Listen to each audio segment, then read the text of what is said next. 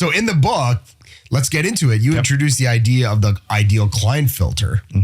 And, so many mid-market companies still resist this narrowing of their focus, even when growth stalls. So why do you see that in the market? Like, why do you think that companies they just cannot resist like the narrowing of their focus? You can't scale without it. Yeah. So I think that it's a multifactorial issue on why you don't do it. It's fear, it's opportunism, but I think the biggest one is fear. And oftentimes what it means is saying no to certain things. It's easy to dabble in a lot of different places, but you can't scale that.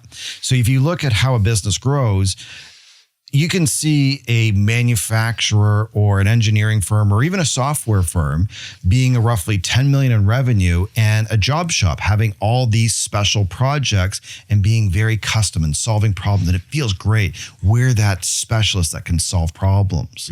The problem is you can't take that to 30 million or 100 million because you can't scale that special factor of being bespoke.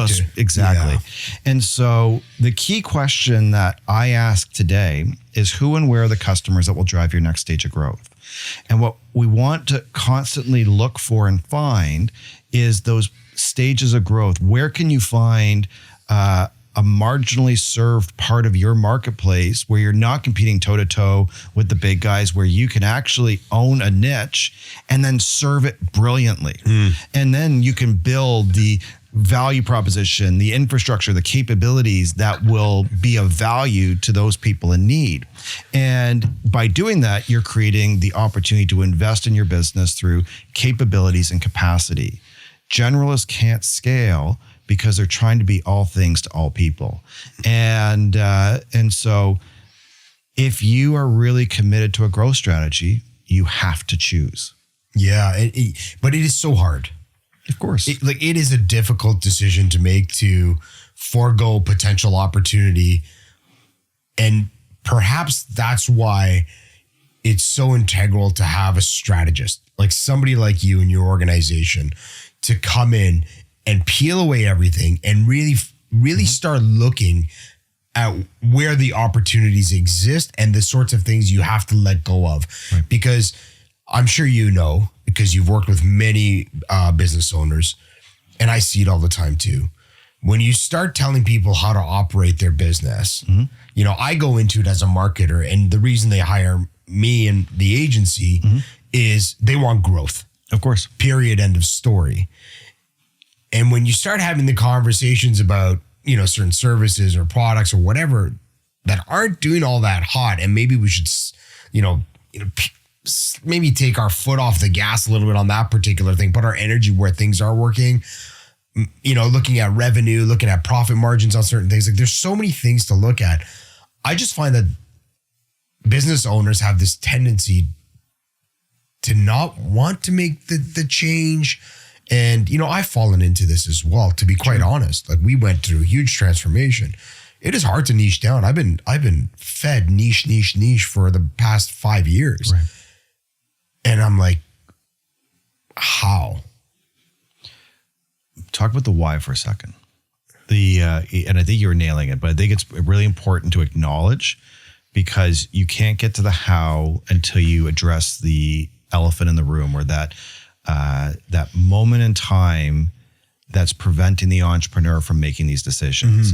And fortunately, since the pandemic, we've had it in front of our face, so it's much more evident to us now. But the problem is those decisions are emotionally tied, especially to points of pride. Sure, so you have your darlings and your babies, whether that's an employee, a system, a building, a product, an investment that you've invested in. You've put time and blood, sweat, and tears. Yeah. You had success with it at some time, and it's not serving you anymore. But you still have a hope for it. You still have, or it's especially tricky with employees. It's probably the worst there, because you could have personal, emotional relationships there. Sure. That, am I hurting them to be able to say, this isn't for you anymore. We need to part ways. We need to put you into a different position. You no longer can do the job that I signed you to do. We actually need you to take a demotion. Right. That's so freaking hard. Oh, for sure. So you have to deal with the psychology of this, because where I think, and I see this in advisors all the time, you can't affect true change by simply dealing with the intellectual side of things.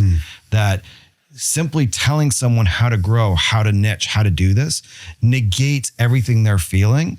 And until they can emotionally come to those decisions, like, sure, someone might be able to get through that really quickly, but the average person, especially if you've been doing this for 20 years, it's layered with so much baggage that unless you can unpack that, you're not going to be able to see the forest for the trees to actually talk and do strategy.